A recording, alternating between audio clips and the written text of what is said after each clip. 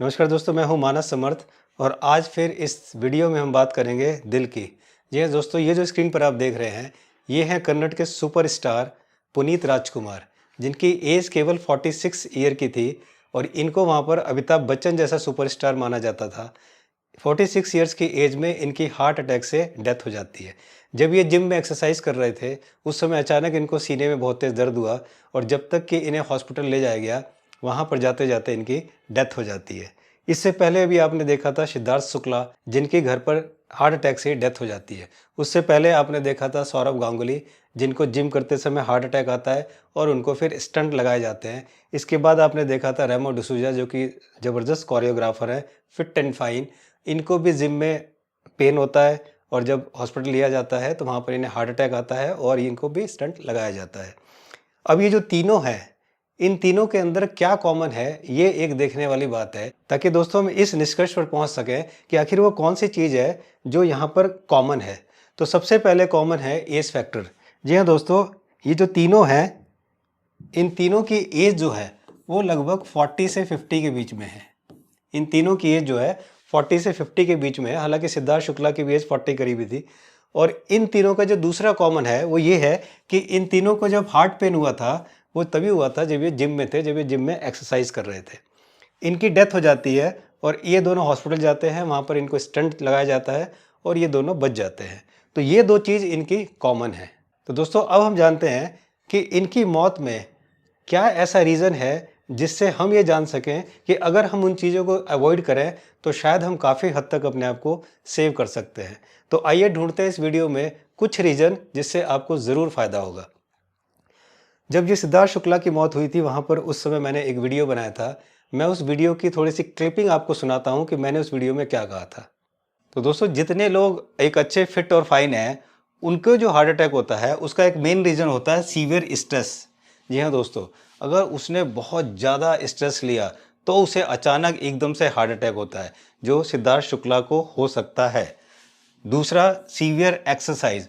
अगर कोई बहुत ज़्यादा एक्सरसाइज कर ले तो भी उसे हार्ट अटैक के चांसेस हो जाते हैं, चाहे वो कितना ही फिट एंड फाइन हो। जैसे आपने देखा होगा कि सौरव गांगुली के साथ भी यही हुआ था और रेमो डिसूजा के साथ भी हुआ था। ये भी यही हुआ था कि दोनों एक्सरसाइज के समय ही उनको ये हार्ट की प्रॉब्लम हुई थी। तो देखा दोस्तों, मैंने उस वीडियो में पहले ही आपको दो ऐसे साइन बताए थे। पहला साइन जो है सीवियर स्ट्रेस। सीवियर स्ट्रेस बहुत बड़ा कारण होता है हार्ट अटैक का। मुझे ऐसा लगता है, जितना मैंने पढ़ा है या जितना मैंने केसेस देखे हैं, मैंने काफ़ी कार्डियोलॉजिस्ट जो कि इंटरनेशनल है और नेशनल है जिनको पढ़ा हुआ है, कुछ रिसर्च पेपर्स मैंने पढ़े हैं। इस पे धीरे-धीरे मैं और सारी चीज़ें जानकारी आपको दूँगा, आपको बहुत फ़ायदा होगा और बहुत नई-नई चीज़ें आपको सीखने को मिलेंगी कि केवल कोलेस्ट्रॉल ही आपके ब्लॉकेज का ज़िम्मेदार नहीं है। कोलेस्ट्रॉल के अलावा और बहुत सारी चीज़ें हैं जो कि बहुत बड़ी ज़िम्मेदारी अदा करती हैं आपके हार्ट ब्लॉकेज में। तो दोस्तों, ये जो सीवियर स्ट्रेस है, अगर आपको कोई स्ट्रेस है तो आप स्ट्रेस को कम करने की कोशिश कीजिए। मुझे पता है कि स्ट्रेस कम नहीं हो सकता, लेकिन 50% स्ट्रेस कम हो सकता है। आने वाली वीडियो में इसका भी तरीका बताऊंगा कि कैसे आप अपने स्ट्रेस को 50% रिड्यूस कर सकते हैं। दूसरी जो चीज़ मैंने उसमें बताई थी वो है सीवियर एक्सरसाइज। उन तीनों को जो देखेंगे, जो कि पुनीत राजकुमार, जिनकी डेथ तभी हुई थी जब वो जिम में एक्सरसाइज कर रहे थे, रेमो डिसूजा और सौरव गांगुली, इन दोनों को भी हार्ट पेन तभी हुआ था जब ये जिम में एक्सरसाइज कर रहे थे। तो दोस्तों, मेरी आपसे रिक्वेस्ट है कि अगर आपकी एज 35 या 40 से प्लस है तो प्लीज़ आप अपने आप को उसी एज का समझें कि जितनी आपकी एज है। अक्सर हम लोग ऐसा समझते हैं कि हमारी एज तो हो जाती है ज़्यादा, लेकिन हम पूरे फिट एंड फाइन अपने आप को समझते हैं और हम वो काम करना चाहते हैं जो काम एक 25 या 30 साल का लड़का करता है। तो जब हम इस तरह का काम ऐसे करते हैं तब हमें ये प्रॉब्लम आती है। आपने जितने भी केस देखेंगे वो वही केस देखेंगे कि किस तरह से उनको ये प्रॉब्लम्स आई है। तो मेरी आपसे रिक्वेस्ट है कि अगर आपकी एज ज़्यादा है, मीन्स 35, 40 प्लस अगर आपकी एज है, तो आप जितने भी काम करते हैं जहाँ पर आपके हार्ट पर जोर पड़ता है, जहाँ पर आपके हार्ट पर ज़्यादा प्रेशर पड़ता है, वो ज़्यादा सीवियर एक्सरसाइज या ज़्यादा सीवियर काम ना करें। जी हाँ दोस्तों, अपने आप को उस समय उसी एज का समझें जिस एज के आप हैं। और इसके अलावा मैं आपको 5 चीज़ें बताता हूँ जो कि आप कल से ही शुरू कर दीजिए, बल्कि अभी से शुरू कर दीजिए, तो आप काफ़ी हद तक अपने आप को हार्ट अटैक की प्रॉब्लम से या हार्ट डिजीज़ से बचा सकते हैं। सबसे पहले आप आज ही रिफाइंड ऑयल को बंद कर दीजिए। अगर आप रिफाइंड ऑयल खा रहे हैं तो इसको बिल्कुल बंद कर दीजिए। इसकी जगह mustard oil, coconut oil, sesame oil यानी तिल का तेल और ये पीनट ऑयल यानी मूंगफली का तेल, इस तेल को आप लोग यूज़ कीजिए, कोशिश कीजिए कच्ची घानी का शुद्ध तेल अगर आपको मिलता है दी बेस्ट है। आने वाली वीडियो में बताऊंगा ज़रूर सारी चीज़ें कि ये कहाँ से मिलेगा। इतना अच्छा तेल आपने कभी देखा भी नहीं होगा, ये मेरी गारंटी है। जितना अच्छा तेल मैं आपको बताऊंगा, मैं खुद देखकर और यूज़ कर उसको अचंभा हो गया मुझे। तो सबसे पहले आप रिफाइंड ऑयल को बंद करके ये ऑयल शुरू कीजिए। इसके अलावा दोस्तों आप सफ़ेद चीनी आज ही बंद कर दीजिए। इसकी जगह आप गुड़, खांड, पाम जैगरी या पाम शुगर यानी कि खजूर का गुड़ और खजूर की चीनी आप ये ले सकते हैं। जी हाँ दोस्तों, ये इसका रिप्लेसमेंट है। आप बहुत अच्छे अपने आप को फिर स्वस्थ मेंटेन कर पाएंगे। थर्ड है वाइट सॉल्ट। आपको सफ़ेद नमक इसको बिल्कुल बंद करना है। इसके जगह आप रॉक सॉल्ट या ब्लैक सॉल्ट ये आप यूज़ कर सकते हैं। तो थर्ड ये है। फोर्थ है आपको एनिमल प्रोटीन आपको बिल्कुल बंद करना है, यानी कि दूध और जूस से बनी हुई जितनी भी चीज़ें हैं सब में एनिमल प्रोटीन होता है। मीन जानवर से निकली हुई किसी भी चीज़ में एनिमल प्रोटीन होता है और जो नॉनवेज है उसमें एनिमल प्रोटीन होता है। मतलब कि जो भी चीज़ जानवर से निकलती है उन सब में एनिमल प्रोटीन होता है, यानी कि उनमें कोलेस्ट्रॉल होता है। तो वो आज ही बंद कर दीजिए। उसकी जगह आप कोकोनट मिल्क, नट मिल्क या सीड्स यानी कि बीज का मिल्क ले सकते हैं। आगे मैं बता दूंगा किस तरह से ये मिल्क आप बना सकते हैं। और दोस्तों इसके अलावा आपको पैक्ड फूड बिल्कुल बंद करना है।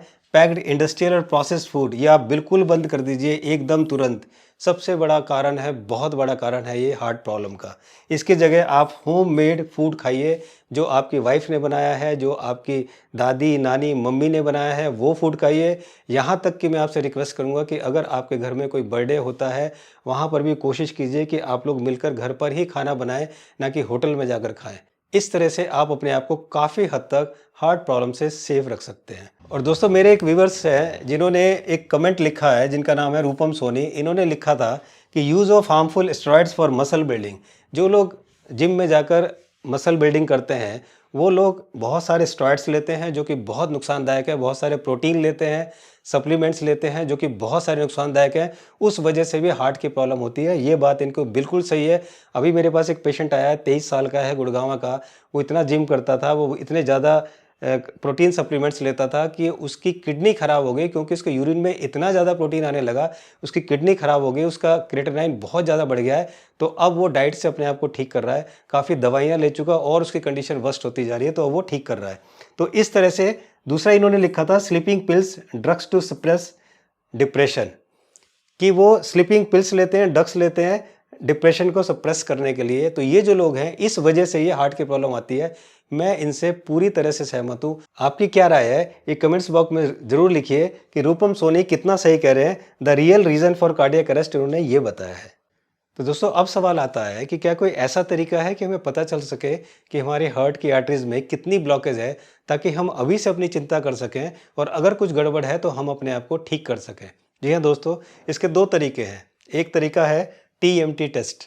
आपकी कोई भी उम्र है, अगर आप एक कार्डियोलॉजिस्ट के पास जाकर कहीं भी आप एक TMT टेस्ट करा सकते हैं।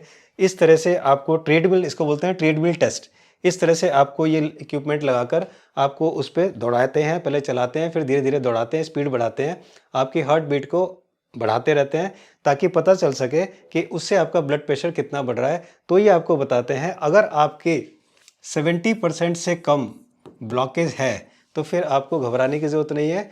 5-10 साल तक आपकी गारंटी है। लेकिन अगर आपकी इससे ज़्यादा ब्लॉकेज होती है तो ये टेस्ट आपका फेल हो जाएगा। तो यहाँ पर आप इस टेस्ट को पास तभी कर सकते हैं जब आपकी ब्लॉकेज 70% से कम है। तो ये तरीका है पहला ये जानने का कि आपकी ब्लॉकेज कितनी है, यहाँ आपको पता चल जाएगा। इस टेस्ट की कॉस्टिंग जो है वो 1500 से 2000 रुपये तक मैक्सिमम होती है। तो ये आप आसानी से करा सकते हैं, कहीं पर शायद 1000-1200 भी लेते हैं। खैर ये टेस्ट आप करा सकते हैं, इसको बोलते हैं TMT टेस्ट। दूसरा जो होता है, दूसरा है CT स्कैन एंजियोग्राफी टेस्ट।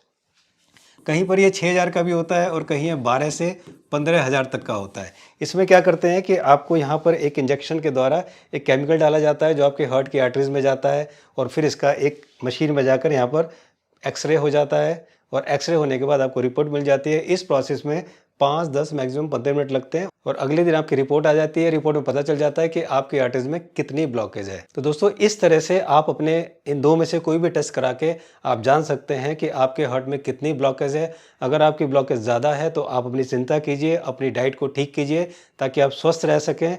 और अगर आपकी ब्लॉकेज कम है तो फिर भी अपनी डाइट को ठीक तो रखेंगे ही, आप अपनी चिंता तो करेंगे। ये दो तरीके हैं। तो ये थी वीडियो पुनीत राजकुमार की और हम अपनी टीम की तरफ से पुनीत राजकुमार को श्रद्धांजलि देते हैं। हम भगवान से प्रार्थना करते हैं कि वो इनकी आत्मा को शांति दे और इनके परिवार को शक्ति दे कि वो इस इतने बड़े दुख को झेल सके। मेरी आपसे रिक्वेस्ट है कि जो पुनीत के साथ हुआ वो किसी और के साथ ना हो, इसलिए हमें अपने आप को बिल्कुल सेफ रखना है, ताकि हम अपने लिए ना सही लेकिन अपने फैमिली के लिए, अपनी वाइफ के लिए, अपने बच्चों के लिए, अपने पेरेंट्स के लिए ज़िंदा रह सकें, ताकि उन्हें कोई तकलीफ़ ना हो। सोच के देखिए, अगर आपको कुछ हो जाता है, अगर आप मसल बनाने के चक्कर में गलत डाइट लेते हैं और आपको कुछ हो जाता है, आप हीरो बनने के चक्कर में गलत खाना खाते हैं और आपको कुछ हो जाता है, तो आपके पीछे आपकी फैमिली का, आपकी वाइफ जिसे आप इतना प्यार करते हैं, आपके बच्चे जिसे आप इतना प्यार करते हैं, आपके माता-पिता जिसकी आप इतनी देखभाल करते हैं, उनका आपके पीछे क्या होगा? अगर ये चीज़ दिमाग में रखेंगे तो शायद आप गलत डाइट नहीं लेंगे और अपने आप को हमेशा स्वस्थ रखेंगे। जल्दी मिलता हूँ। नमस्कार।